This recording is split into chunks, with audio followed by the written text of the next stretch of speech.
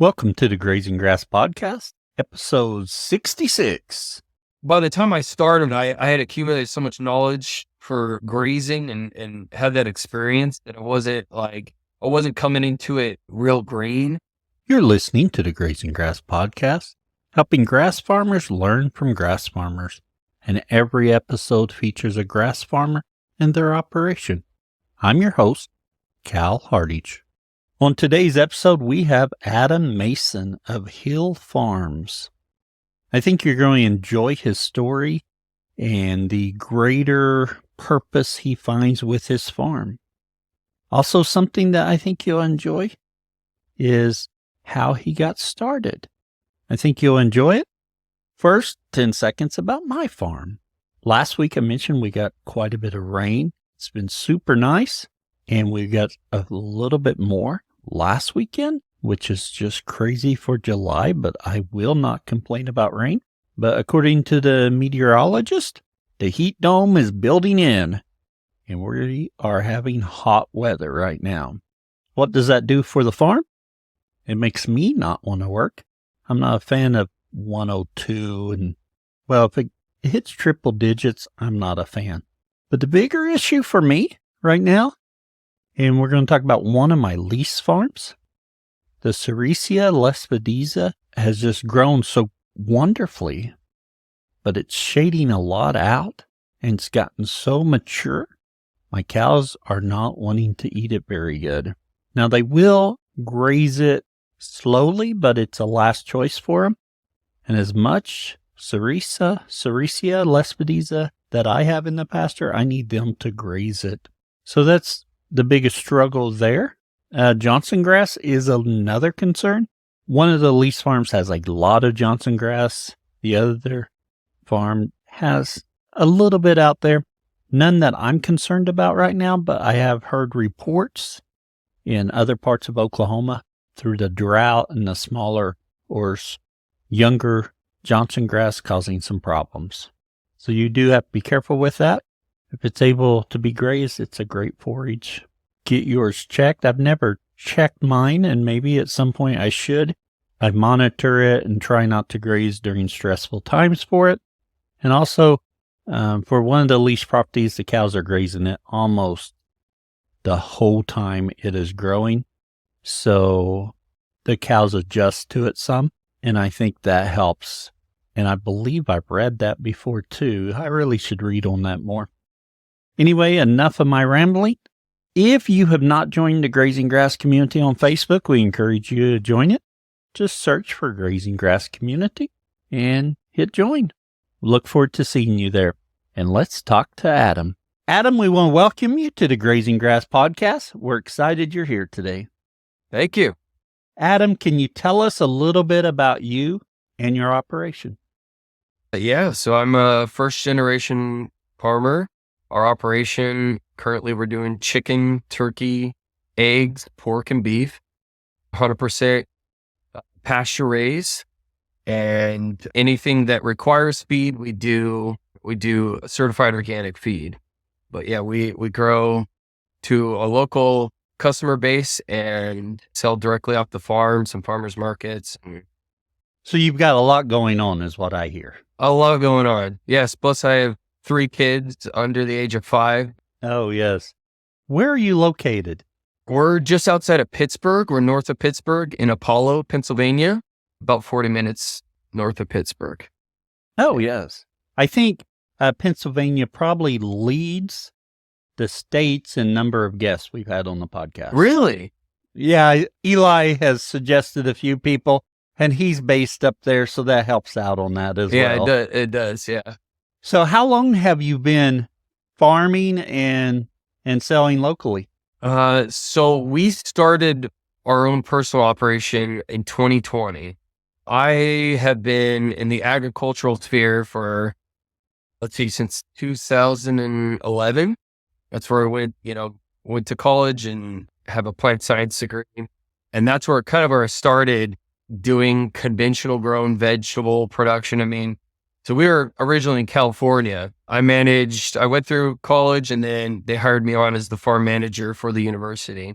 And so I managed about 400 acres of we grew about almost everything you can think of. Cause in California, you do have that luxury of, you can grow anything from citrus to apples to veg crop. And then we did I helped with the pasture side of things with the animal units, and always gravitated towards that. It was like my favorite thing, walking pastures, looking at, okay, like where are we at in vegetative load? Like, okay, do we have, how much longer until the cows move? And then everything there was irrigated too. So I had to we had to pull the cows out, run pipe in there, manually lay pipe in. Definitely a lot of the skills that I have came from that, and the knowledge from there too. So you mentioned earlier you're first generation farmer. So you didn't grow up on a farm, but you decided to go into plant science. Yeah. So I was in Arizona in 2010, and I was in Native American land. 2008. I was in there, not 2010. And I had this vision that I was to grow food for people that couldn't grow for themselves. And I'm in some very impoverished areas in Arizona. And so the irony with all of that is that I didn't know how to grow food. So it put me on this path to educate myself. And that's where I went to Cal Poly Pomona. And I started there in 2011, immediately got hired on the farm crew. And I told everyone, I was a hardcore capitalist when it came to my education. I wanted every one of my questions answered. My professor's like, I didn't get to anything about lesson today, though. You're asking too much questions. Like, I don't care. I want to know. I want to learn. So, but yeah, really, really sucked up everything with there. And that ultimately led me, after I graduated and got hired on as a farm manager, I was like, okay, when am I supposed to be helping people, these impoverished people? And so we visited friends in Haiti. And that's when you want to talk about poverty. I mean, that's the poorest country in the Western Hemisphere. So I visited an orphanage, and we went into the boys and girls room, and I'm overwhelmed by the stench of urine. And I'm like, I asked the guy, he started a small orphanage. It was completely funded by him. And I was like, why does it smell like this? And he's like, well, we can't afford diapers. The kids wet their beds every night. And so we try to hose it out, but it's so humid that these pads don't dry out. And these are these foam pads. They were starting to get corroded from the urine. And I was like, this is ridiculous. So I immediately got back, and I started fundraising. I got friends and family just calling up, asking, saying, hey, I'm going back. I'm going to buy mattresses. I fundraised over $8,000. I went back by myself, took 300 pounds of sheets, clothes, cloth diapers. I went over and I built beds all by myself over there. I got a friend how we got connected. She's in a well-funded orphanage.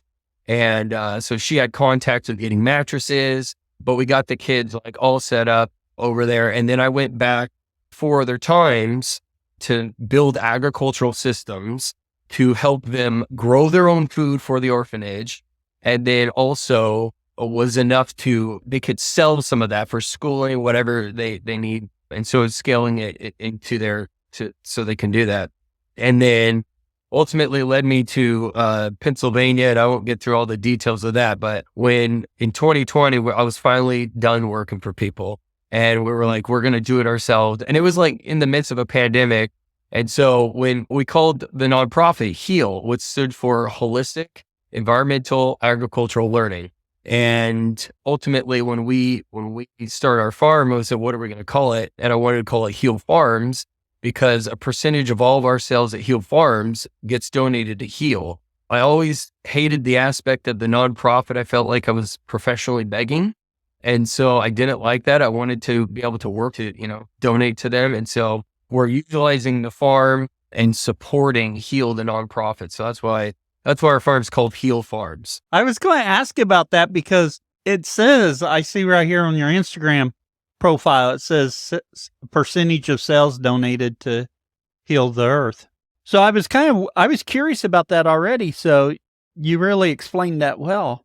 So in 2020, you had the opportunity and you got this land so you could start your farm. Did you start growing anything, or did you immediately jump into livestock? What led me to Pennsylvania, I had 2 sisters that moved out here. One was over a decade, and then, they've been here for quite a while. And so I wanted out of California. And my wife said, if we move out of California, we have to be around family. So it just made sense to Pennsylvania. So I looked for a job. It's pretty interesting how everything was orchestrated, if you will, because as we found this job, I thought it was like the dream job. Like, oh my gosh, I was working for this regenerative farm owned by a very wealthy person. And so they were transitioning to more animal production. And so I was like, man, I'm your guy. And I was already doing small batches of chickens and stuff in my backyard in California. And so when I came out, we had this huge plan. I was planning for 3 months during the winter time. And we had a very large buyer that was going to buy everything we grew. And then COVID hit. And then that was it. They said, we're not buying anything. And so the owner of the farm said, that's it.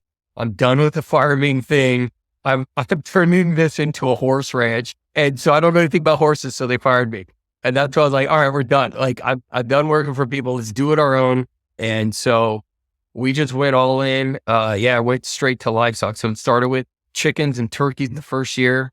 And then we had egg layers by, I think, the end of that year. And then worked our ways into pigs and cattle the following year.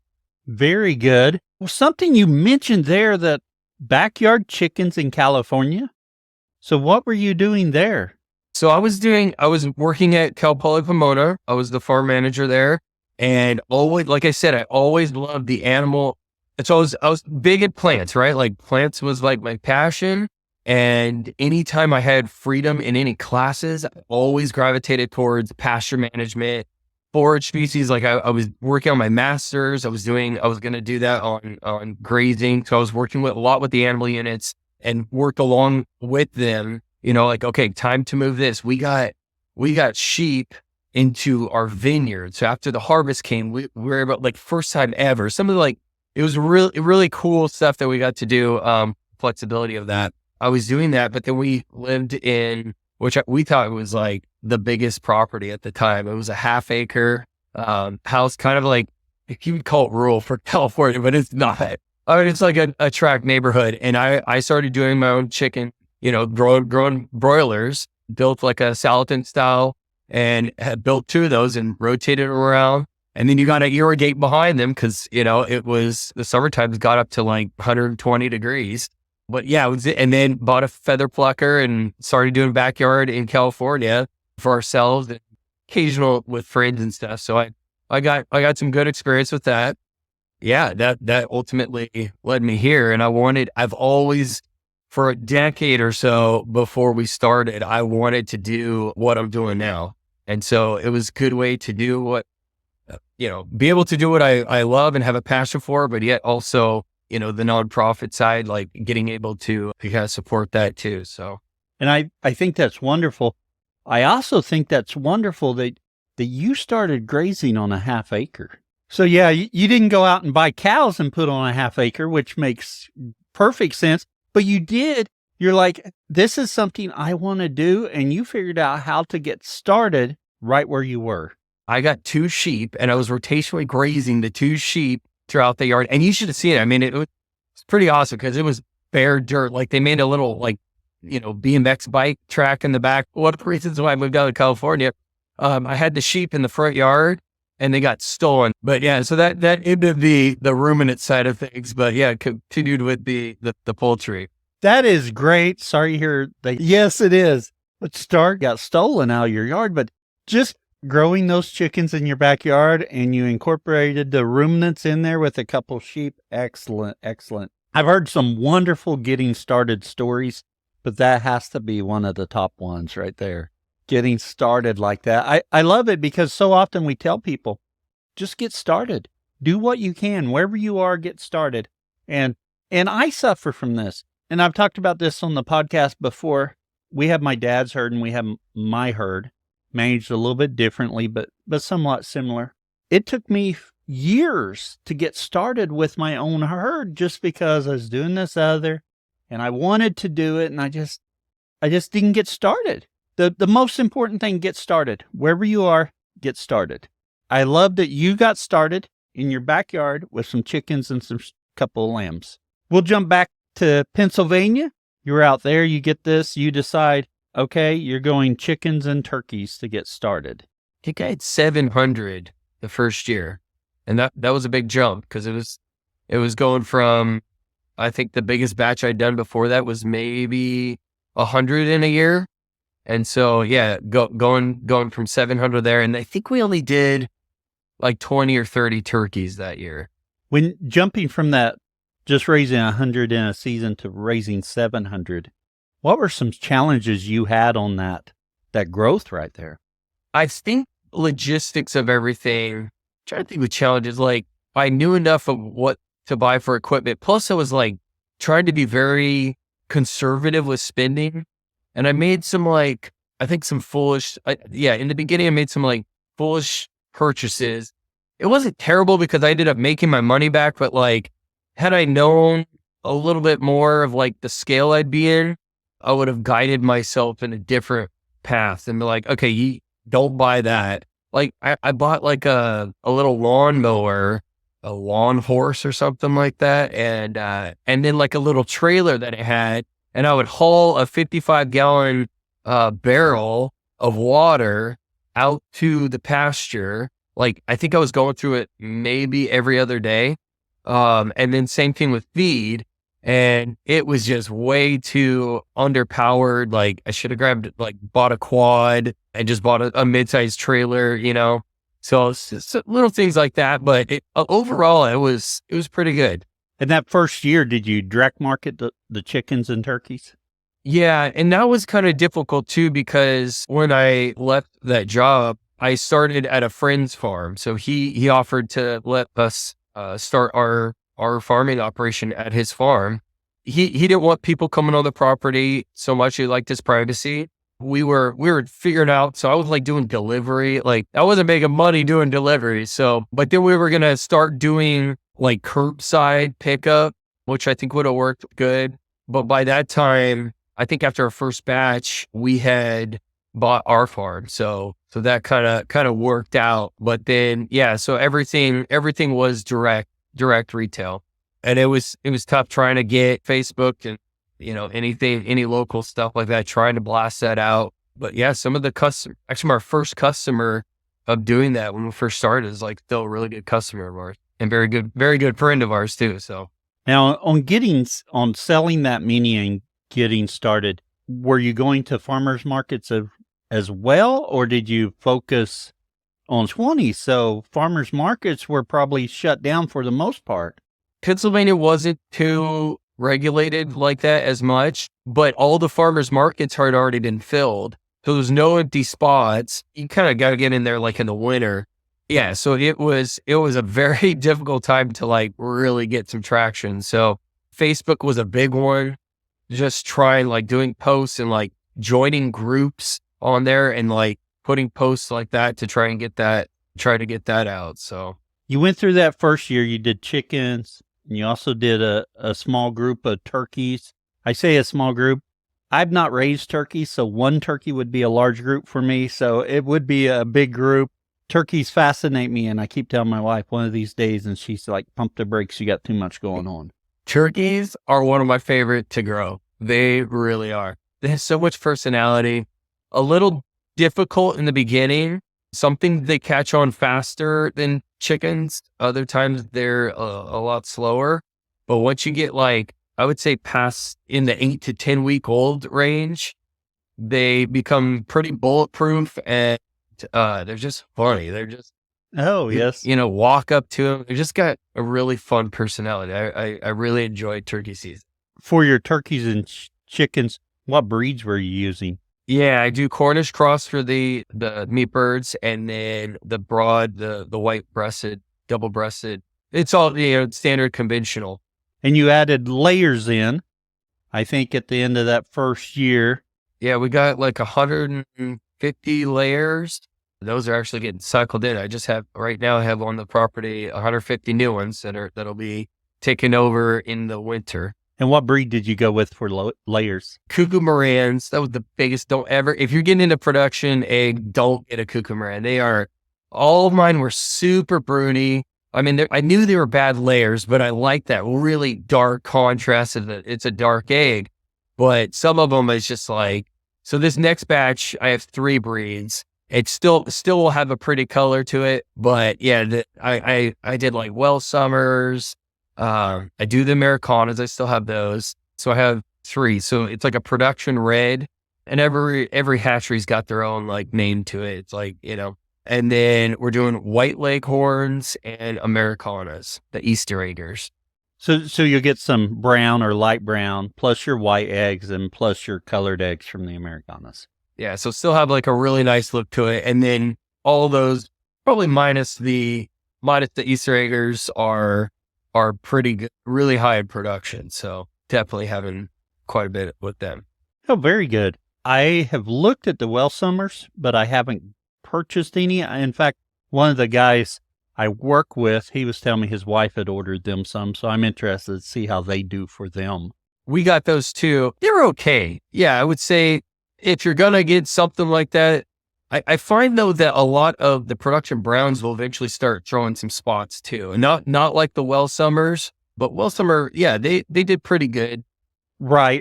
And the varieties you have, you can visually discriminate what breed they are pretty easily, which I think there's some advantages to that if you're replacing like all your production reds this year, and next year you'll replace the white leghorns or however you want to do it. Having distinct breeds really, or hybrids, really helps in that.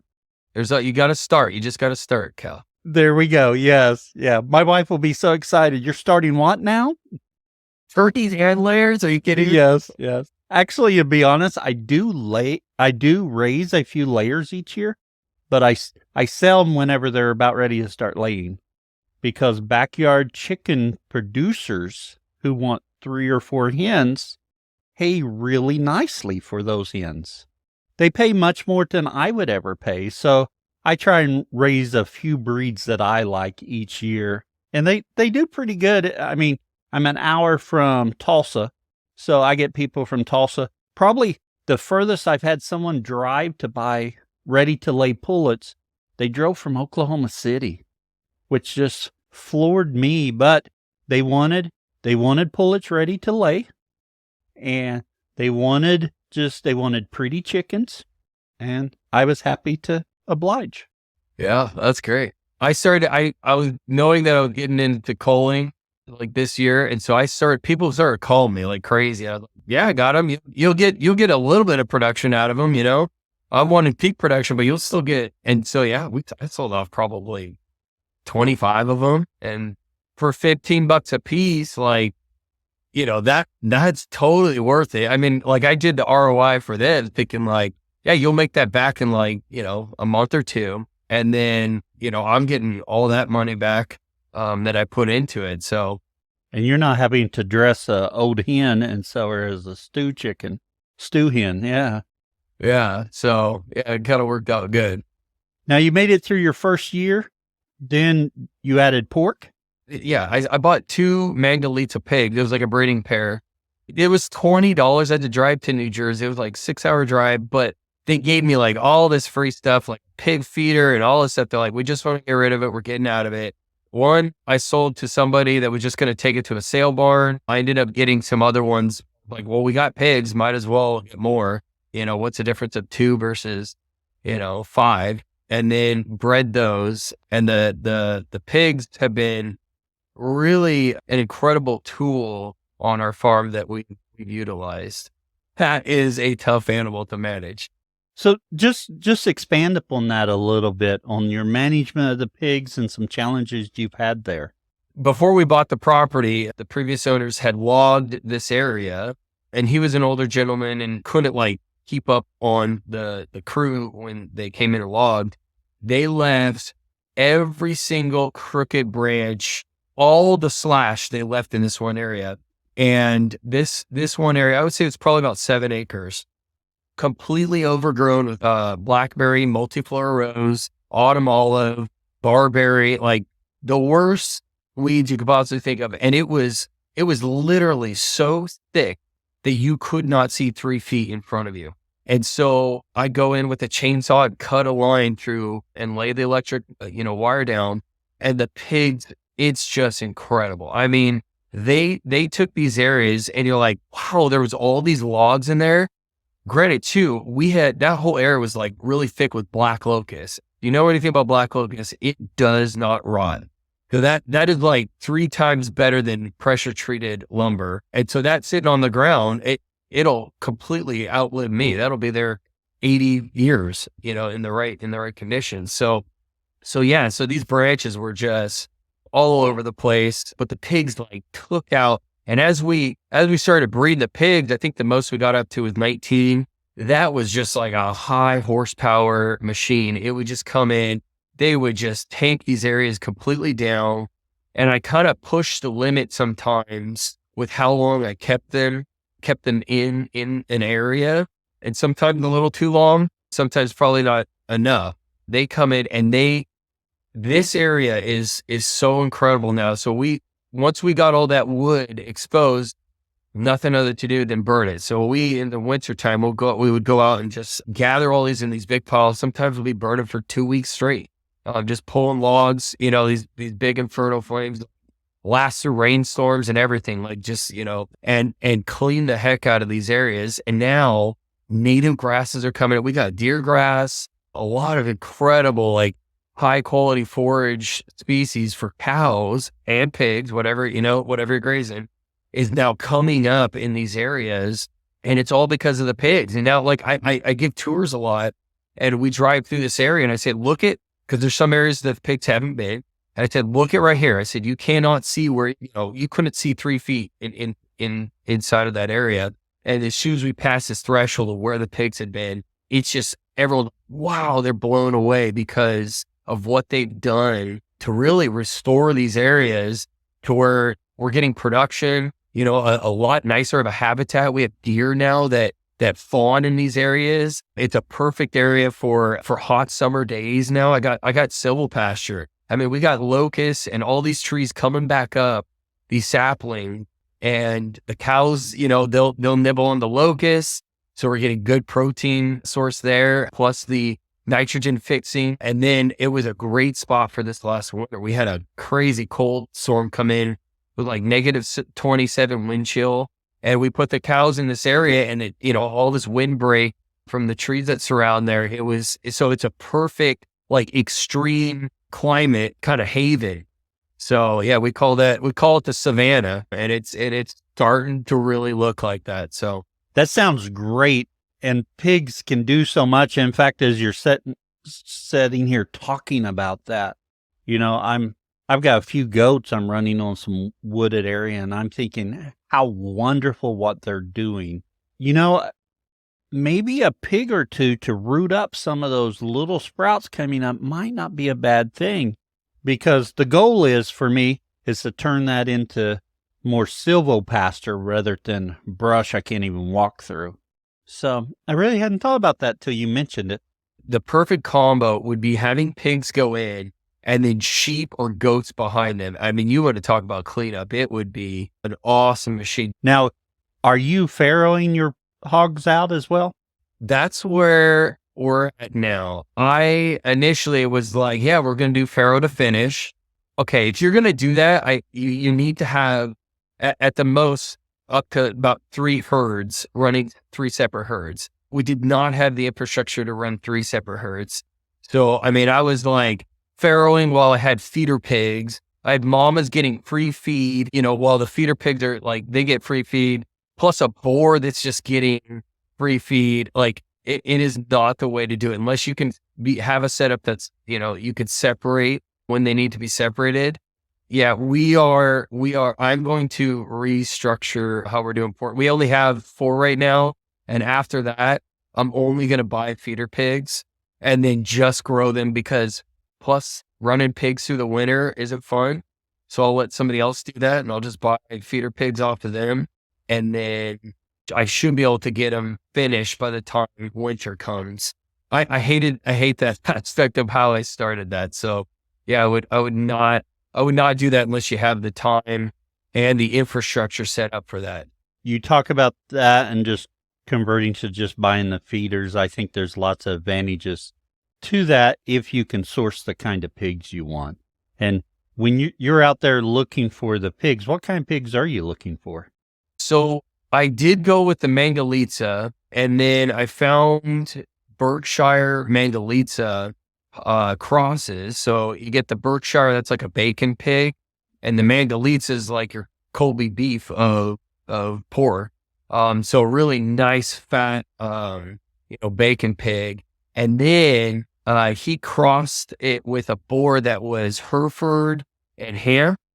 And man, these pigs, it was a 4-way cross. These things were just chunks of meat. They were awesome. And unfortunately, that boar died. He let me borrow it. Then it went back to his place for a couple months, and for whatever reason, he ended up dying. So we didn't have that. But I think he still does the Burke manga. It's still pretty good cross right there. I hear a lot of positive about the Burks. Herefords, I just think are cool from the aspect of Hereford cattle. Pigs, that red and white contrast. It's kind of the same reason I like Dutch belted cows or belted Galloway and Hampshire and Lackenvelder chickens. They're all black with that white belt. I love the idea of my farm having all the different species, same color. Now, I don't know if I'll do that because I like my Corrientes and they're kind of spotted. So the sheep, I've got Katahdins, and I prefer the red Katahdins. I have South Pole cows in my red herd. I've got my red herd and my spotted herd in my red herd. Now, my goats aren't red. My goats are black, but I really like that uniformity. Just the odd quirk of myself. So when you're selling the pork, I assume by cuts to your consumers? So halves and then wholes. So, but we haven't processed since last year. We have these 4 left, so we'll probably get to those. I'm hoping by November I'll get them done before winter hits. And in addition to your pork, you have beef cattle. We also have South Pole. When I first started, there was a farmer, and I liked that how he managed the animals, and we were thinking of getting lowline Angus.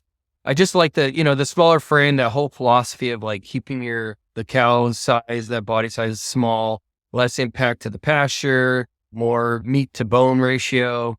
And so my wife was kind of she wasn't involved in any of it. And so I started talking to her. I just don't know. And she's like, well, tell me the pros and cons. I told her, and she's like, okay. So she started doing research. And when she gets into research, she did dog breeding for a long time. So she loves like the breeding aspect and like genetics and stuff like that. And so she started to get researching South Pole. She's like, Adam, why on earth would you pick any other breed? And I was like, I don't know. They're definitely more money. Yeah. So man, I am so happy though that we went with that breed. That is just, yeah. So we're very, very happy with the South Pole breed. I purchased a few different breeds. My dad's herd's a Lemmy influence breed, and then we've tried a few different breeds of bulls. And I purchased some South Poles on building my herd. And I've also got some Lemmy influence. I've got some Red Angus. I've got some different breeds in there. And my wife gets tired of me talking about how good my South Poles look and how good they're doing. And I don't know that it's a fluke, but I've been very impressed myself. So have you got to the point that I assume you're going grass finish beef? We just took two cows. One, we got her on like a discount because she was open. She went in, she was open again this year, had no excuses. So we took down and processed her in another one. We're super excited to try our first beef.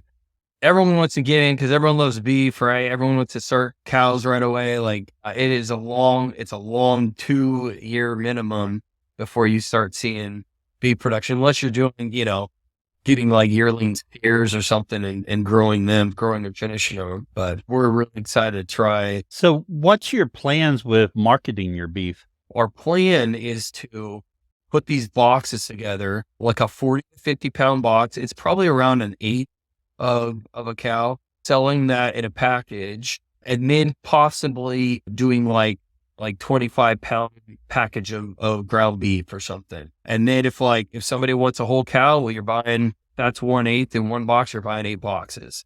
Or we're thinking with that. But yeah, everything's direct retail. I know it's a really good way to like dump a lot of product or to sell off a lot of product, but like I haven't figured that how to do that and still like pay the bills. Well, I think talking about wholesale, we wholesaled our calves through the sale barn. Goal for my herd is to sell grass finished beef. We're just, like you said, it takes years, and I am so concerned about having a top quality product. I had some calves I could have kept last year, but they weren't quite the breeding I thought they needed to be a better end product. So I'm just trying to be careful about that. I really would like to get there faster than I am because I still feel like I'm 2 years off from it. I'm closer now than I was a year ago. And I'll be honest, the marketing and selling aspect, we had Will Harris from Oak Farms, and he was talking about the 3 legs of a stool, and one of them is marketing. That's where I'm the least comfortable. So I'm hoping to get into that, get started with that, and do a little bit better job with it. We'll see. There's something about almost all farmers, I feel like we're missing some gene in our DNA that's like, nah, I don't do marketing. Like I don't want to, but my she's stepping up now and getting on board. So that's been a huge help. There is a podcast that I listen to that I haven't listened to lately. I used to listen to it all the time, and I go in kind of spells with my podcast. I subscribe to too many that I can't listen to every week. So, and I assume my listeners are like that. There's certain podcasts I listen to every week, no matter what. And then the remainder of the time I split between a few podcasts, and sometimes I'll get on a kick and I'll focus on that podcast and get caught up. I'm trying to think because it's a farm marketing one. I can't think of the lady's name, but she does a really good job. Some things she said on there, it's forcing me to reevaluate and to think about my marketing. Not that I've done any really yet, but just working through that thought process. So you've gotten started. You started in the middle of a pandemic. You've made lots of progress. You've got lots of irons in the fire, but it looks like everything's going well. What have been some of your biggest challenges to this point? Each enterprise definitely had its challenges. With the chickens, there was this constant, like all these bottlenecks. So it was like the basic things were like, okay, how many chickens do I want to grow? Okay. How many brooders do I make? How many shelters do I make? Like these are kind of like the steps of what you have to do. It's like, okay, well then like, what's the next bottleneck? So the next bottleneck would be like, freezer size. So like how we're selling it, if somebody who came in was like, I'll buy everything you got. Okay. Then now I don't have a freezer bottleneck. My next bottleneck would be trailer and truck. So like, that's kind of like where we're at now. So we were able to get a used walk-in freezer. So now we got that bottleneck taken care of. But now my pickup truck and my trailer is my next bottleneck. So then I would just have to do more batches more often to fit within there. But yeah, you can kind of go through all these different bottlenecks. I would say each enterprise is unique in that, like with turkeys, I haven't even touched any bottlenecks. I don't think we produce enough really to get to that point. But the cattle is a lot of help from Greg Judy. I think he's an excellent resource out there, and so many people he mentors. Doesn't see face to face, but his whole thing is fence and water, and which I felt like the fencing I could only do because we had such a well-trained breed, but the water, man, that was definitely one of the biggest challenges. So I had to run a hay wagon with 2 IBC totes. I could get about 500 gallons, a little over 500 gallons per tank. And I'd run that out there with our tractor. We did have some existing fencing, but not all the fields had it. So there was some fields that had that was just single strand polywire, and like I mean, if they got out, we just have to try and get them back in. The water was such a huge headache. So there's some good stuff. Jordan Green he does a really great YouTube channel on pigs. He would be the Greg Judy of pigs, if you will. But he designed this frost-proof tank so you could have liquid water in the winter. And I took his design and modified it and he used kind of like a string and a float valve. I did mine with a ball valve and then a meter key. So I'd stick that meter key in the totes. I mean, this is dead of winter. Sometimes it's like, the high of 10 degrees. You just bust through the top of the tank that had some ice form overnight. And then you got liquid water. But when we first started, I think we had 12 cows and I was every other day, I had to try and get a tractor started. Didn't matter what temperature was. I had to go out, fill water. And in the winter, when you're dealing with water, like I had my water set up to where I could blow it out, blow the line out every time I used it.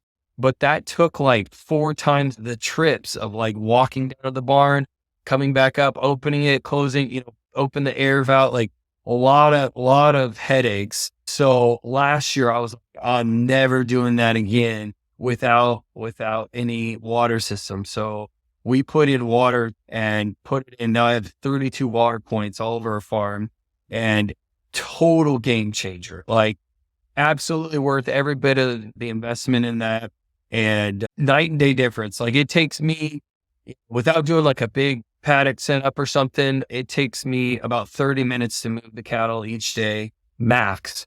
That includes water, minerals, everything. Wintertime, pretty much this is the same thing. So he says, get your fence, get your water. I gotta get that water, get that fence, and then get the animals. You learn, and water is a pain point for so many people. So yes. Now, let's not end with your challenges. Tell us about some successes you've had. Yeah. So some of the successes we've had was, I think with the pigs coming and clearing those areas and having the cows come in. I mean, there were certain areas that cows were absolutely essential for another enterprise. Like our chickens, when the grass gets too tall, you can't pull the shelters through that tall grass. Plus the chickens aren't going to eat, a 24-inch blade of grass. So we use the cattle to graze it off in front of them. So it's a nice grazing level for the meat birds. And then they do an awesome job just maintaining the grass and, keeping the weed species down, all through different management practices. The cows have been such a huge improvement to the land that we have. Very good. And that is so wonderful. And it's always great to have those successes. Adam, it's time we transition to our overgrazing section where we take a little bit deeper dive into one of your practices. And today we're going to talk about, I think, the bale bombs. Enlighten us. Okay. Yeah. So I found out about this bale bomb. So we use round bales here. They're a really awesome way to hit invasive species or species they just won't graze. So normal winter practices, we do stockpile and then we also, unroll hay. There was some areas, I told you about that area with the pigs, they wouldn't get to. The pigs just couldn't get to it. I'm not lying. There were 2-inch diameter multiflora rows. And so I wanted to push it. So this winter, I took a bale, you take your netting off, and I took my tractor and dumped a full-size bale onto like a thick patch of multiflora rows. And the next morning I forced the cows. I mean, they got to work for it. And they went in there fighting for food. They do push and shove a little bit and they snapped that 2-inch clear off. I mean, 800, 900-pound cow. Oh yeah. A lot of force. So it just cleaned. Now there's this huge open area and now all the seed grass, seed from that hay is coming up. So now it's this like open area for grass to grow. And so now next time they come in, they'll be grazing in that area, adding more manure. Yeah. And so I've done that now in a couple areas, some real heavy areas, and it just wipes out the weeds. So it is a really, really cool practice to use in a very rough area that the cows wouldn't normally graze, no matter what you do. You're forcing them in that spot, and then you're just blasting that area with fertility, basically a habitat for a grass species to grow. So then you're hoping that grass will outcompete anything else that's coming up. That's kind of giving these areas the best shot for growing grass instead of growing weeds. It's amazing what that animal impact can do.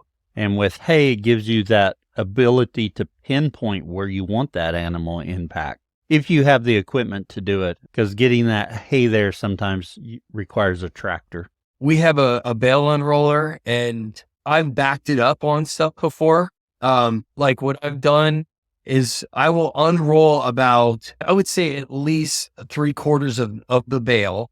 So I'll unroll that out wherever I want. And then I'll just back the bale unroller right up to that weedy spot and take it off right there. So you are having a mini bomb, if you will. And that's all with the quad, So yeah, it's doable. That's a great idea to use your bale unroller like that to unroll part of it. And then you get that portion that's left and you can drop that somewhere that you couldn't possibly get in there another way.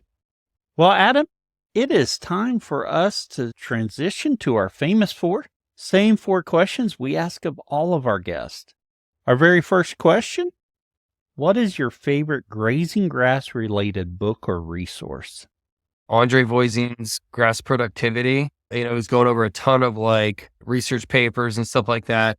But that is a huge book. And, and it's old science, but so relevant and gosh, so useful.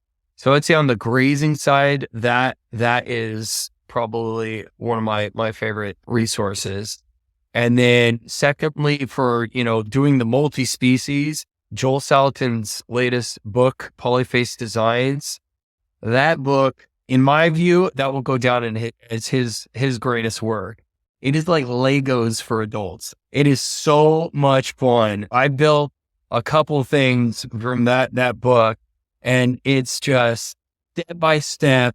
This is how much wood you need. You need to cut at this angle, this length. You need this many screws, and then you just go step by step and build the stuff. And he has every one of his enterprises in there, and then little comments, talking about little tricks and what he wants to do, or what you need to do when you're building it. But yeah, that's a great book for kind of if you're getting outside of just doing cow, you want the other species. It's a great resource.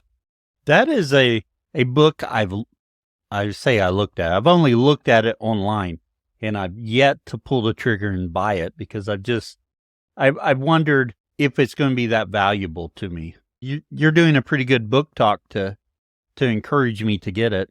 Our second question: what tool could you not live without on your farm? I have a Leatherman wave, and it's always on me, and I use it every single day.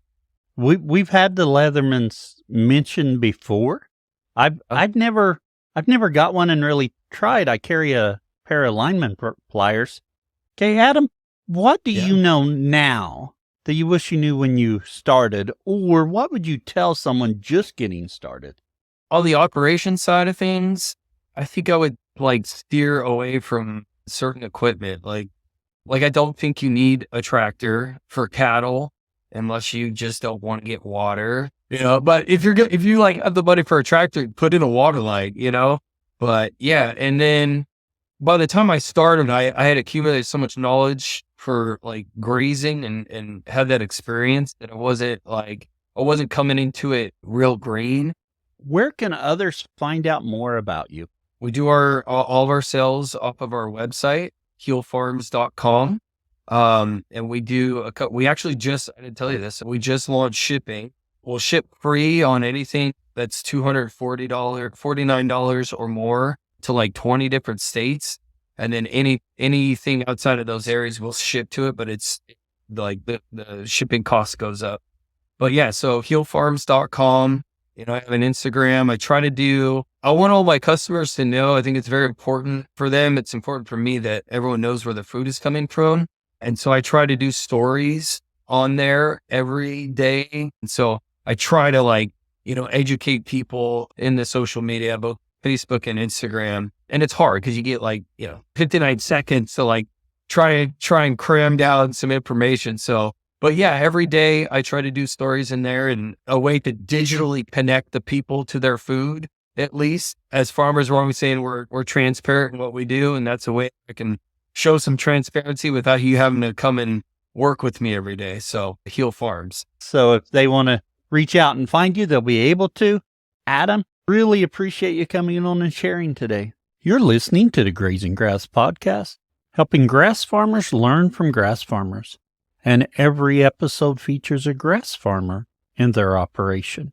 If you've enjoyed today's episode and want to keep the conversation going, visit our community at community.grazinggrass.com.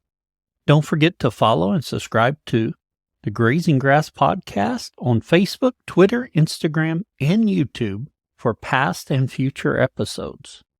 We also welcome guests to share about their own grass farming journey. So if you're interested, fill out the form on grazinggrass.com under the Be Our Guest link. Until next time, keep on grazing grass.